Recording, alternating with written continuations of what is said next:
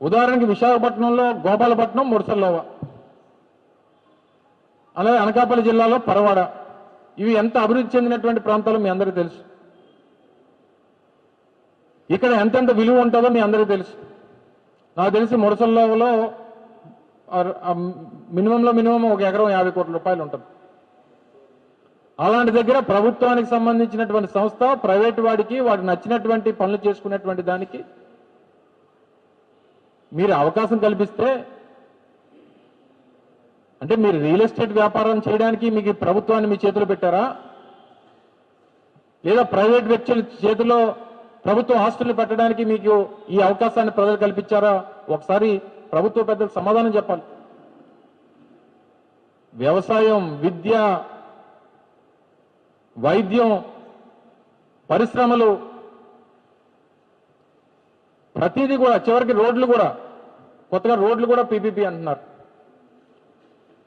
ఆ ప్రైవేట్ వాళ్ళే రోడ్లు వేసుకుంటారట, ప్రైవేట్ వాళ్ళే టోల్ గేట్లు పెట్టుకుంటారట, ప్రైవేట్ వాళ్ళే డబ్బులు కలెక్ట్ చేసుకుంటారట, వాళ్ళే చేసుకుంటారని చెప్పి కొత్తగా చెప్తా ఉన్నారు ప్రభుత్వం. అంటే మరి ఇంక ముఖ్యమంత్రిగా ఉన్నటువంటి చంద్రబాబు నాయుడు గారు దేనికి, వారి కేబినెట్లో ఉన్నటువంటి 24 మంది మంత్రులు దేనికి, రాష్ట్రంలో ఉన్నటువంటి వ్యవస్థలు దేనికి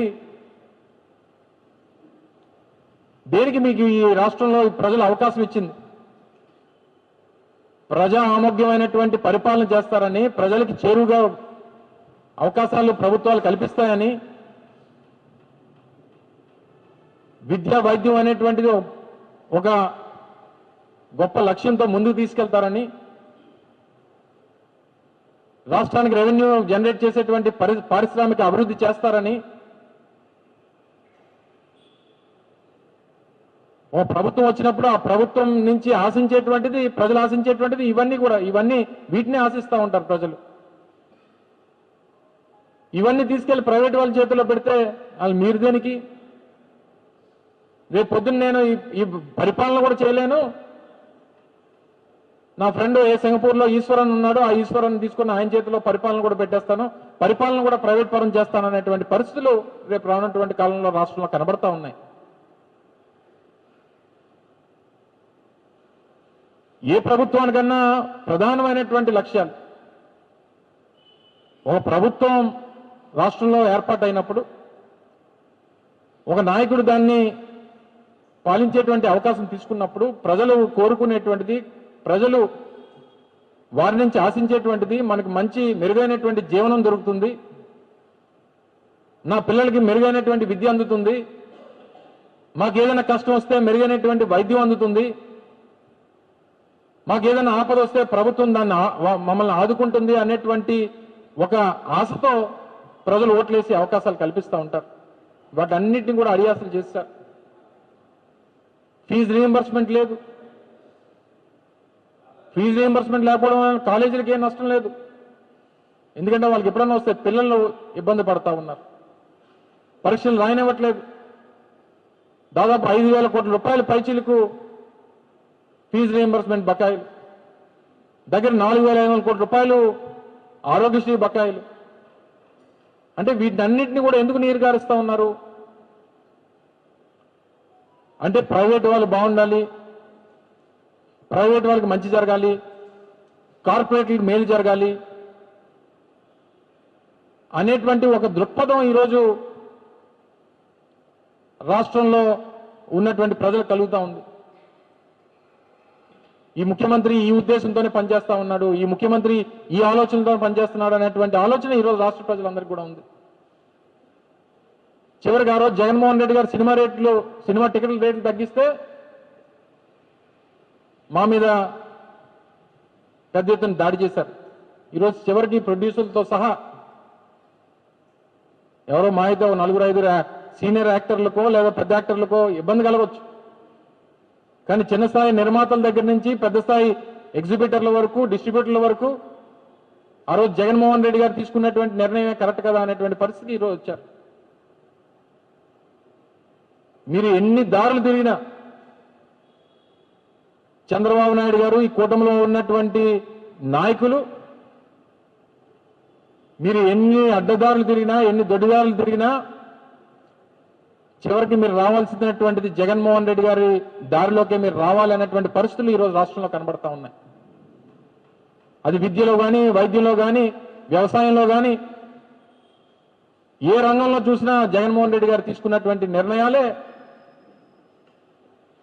కరెక్టు, ఆయన ఆలోచనే కరెక్టు అనేటువంటిది అర్థమవుతా ఉంది. లేనిపోయినటువంటి ఒక తప్పుడు ప్రచారాన్ని జగన్మోహన్ రెడ్డి గారి మీద చేసి ఏదో విధ్వంసం విధ్వంసం విధ్వంసం అని చెప్పి ఒక తప్పుడు ప్రచారాన్ని జగన్మోహన్ రెడ్డి గారి మీద చేసి రాజకీయంగా దాన్ని ఉపయోగించుకునేటువంటి కార్యక్రమం చేశారు. ఏంటి జగన్మోహన్ రెడ్డి గారు చేసినటువంటి విధ్వంసం? రాష్ట్రంలో 45,000 పాఠశాలలు ఉంటే వాటిని బాగు చేసి పిల్లలకు మెరుగైనటువంటి విద్యను అందించి ప్రపంచ స్థాయిలో మిగిలినటువంటి కార్పొరేట్ కాలేజీల్లో, స్కూల్స్లో చదువుతున్నటువంటి పిల్లలతో పోటీ పడేటువంటి దానికి పేదవాడి కుటుంబంలో ఉన్నటువంటి ఆ విద్యార్థిని తీర్చిదిద్దడం విధ్వంసం అని అడుగుతా ఉన్నాం. దేనికి విధ్వంసం? దాదాపు 2,500 జబ్బుల్ని ఆరోగ్యశ్రీ కింద తీసుకొని వచ్చి అప్పటికే ఉన్నటువంటి మరో 1000 జబ్బుల్ని కలిపి 3,500 పైచిలుకు జబ్బుల్ని ఆరోగ్యశ్రీ కింద తీసుకుని వచ్చి కుటుంబానికి 25 లక్షల రూపాయలు ఆరోగ్యశ్రీ కింద వారికి భరోసాను కల్పించి పేదవాడికి ఏదైనా ఆరోగ్యపరమైనటువంటి కష్టం వస్తే ఆ ప్రాణాన్ని కాపాడడానికి జగన్మోహన్ రెడ్డి గారి ప్రభుత్వం ఉంది అని చెప్పి ఆ రోజు ఆ భరోసాని జగన్మోహన్ రెడ్డి గారు కల్పించడం విధ్వంసం అని అడుగుతా ఉన్నాం. దేశంలో ఎక్కడా లేనటువంటి విధంగా దేశవ్యాప్తంగా 11 ఇండస్ట్రియల్ కారిడార్లు ఉంటే అందులో 3 ఇండస్ట్రియల్ కారిడార్లు ఉన్నటువంటి ఏకైక రాష్ట్రం ఆ రోజు జగన్మోహన్ రెడ్డి గారి పరిపాలించినటువంటి ఆంధ్రప్రదేశ్. చెన్నై, బెంగళూరు, విశాఖపట్నం, చెన్నై, బెంగళూరు, హైదరాబాద్ 3 ఇండస్ట్రియల్ కారిడార్లను తీసుకొని వచ్చి ఈ 3 ఇండస్ట్రియల్ కారిడార్ల పరిధిలో 50,000 ఎకరాల ఇండస్ట్రియల్ భూమిని సేకరించి అనేక పరిశ్రమల ఏర్పాటుకి దోహదపడి పారిశ్రామికంగా ఈ ప్రాంతాన్ని అభివృద్ధి చేసి ఈజ్ ఆఫ్ డూయింగ్ బిజినెస్ లో దేశంలోనే నంబర్ 1 రాష్ట్రంగా పెట్టినటువంటి జగన్మోహన్ రెడ్డి గారు చేసినటువంటి ఆ కార్యక్రమం విధ్వంసం అని అడుగుతా ఉన్నాం. 4 సార్లు ముఖ్యమంత్రిగా పనిచేసినటువంటి చంద్రబాబు నాయుడు గారు ఏ రోజు ఈ రాష్ట్రంలో పోర్టు కట్టాలని చెప్పి ఆలోచన చేయనటువంటి పరిస్థితిలో ఉంటే మాకు ఇచ్చినటువంటి 5 సంవత్సరాల కాలంలో జగన్మోహన్ రెడ్డి గారు ఈ రాష్ట్రంలో 3 పోర్టులు మచిలీపట్నం, మూలపేట, రామాయపట్నం, వీటితో పాటు ఒక గ్రీన్ఫీల్డ్ పోర్టు కాకినాడలో 4 పోర్టులు నిర్మించేటువంటి దానికి ముందుకొచ్చి ఫిషింగ్ హార్బర్లు 10 ఫిషింగ్ హార్బర్లు నిర్మాణానికి ముందడుగు వేసి 6 ఫిష్ ల్యాండింగ్ సెంటర్ల నిర్మాణాన్ని మొదలుపెట్టి బ్లూ ఎకానమీని రాష్ట్రంలో సృష్టించి తద్వారా అనేక వేల మందికి, లక్షల మందికి ఉపాధి కల్పించాలన్నటువంటి గొప్ప ఆలోచన చేసినటువంటి జగన్మోహన్ రెడ్డి గారు విధ్వంసకారుడు అని అడుగుతా ఉన్నాం. ఇన్ని కార్యక్రమాలు పారిశ్రామికంగా, విద్యపరంగా, వైద్యపరంగా, వ్యవసాయం పరంగా రైతు భరోసా కేంద్రాలు తీసుకొని వచ్చి ప్రతి గ్రామంలో రైతు భరోసా కేంద్రాలు ఈరోజు యూరియా కోసం కొట్టుకు వస్తా ఉన్నారు. అటువంటి రైతు భరోసా కేంద్రాన్ని రాష్ట్రంలో ప్రతి గ్రామంలో ఏర్పాటు చేసి వారికి విత్తనాలు కానీ, ఎరువులు కానీ ఇచ్చి తిరిగి మళ్ళీ ఆ ధాన్యాన్ని సేకరించేటువంటి బాధ్యత కూడా అదే రైతు భరోసా కేంద్రాల ద్వారా పెట్టించి రైతుకి ఏ కష్టం లేకుండా గిట్టుబాటు ధర వచ్చేటువంటి విధంగా ముందడుగు వేసి వ్యవసాయాన్ని పండుగ వాతావరణంలో తీసుకొచ్చినటువంటి జగన్మోహన్ రెడ్డి గారు విధ్వంసకారుడు అని అడుగుతా ఉన్నాం. ఈరోజు అదే ఋషికొండ గురించి లేనిపోయినటువంటి తప్పుడు ప్రచారాలు చేసి జగన్మోహన్ రెడ్డి గారు ఇల్లని, జగన్మోహన్ రెడ్డి గారు సొంత భవనాలని, వృధాగా డబ్బులు ఖర్చు పెట్టేశారు జగన్మోహన్ రెడ్డి గారు అని చెప్పి తప్పుడు ప్రచారం చేశారు. ఈ రోజు ఏం చెప్తా ఉన్నారు?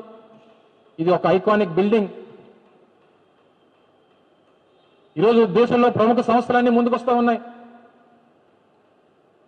ఒక ప్రభుత్వానికి ఒక రకమైనటువంటి పాలసీలు ఉంటాయి.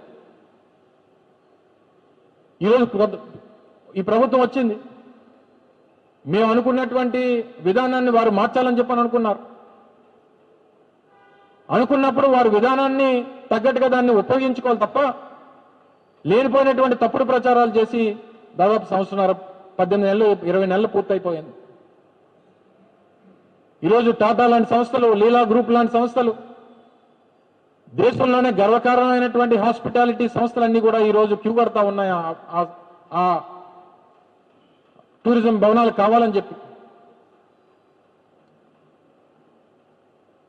250 300 కోట్ల రూపాయలు ఖర్చు పెట్టి అది కడితే అది విధ్వంసం.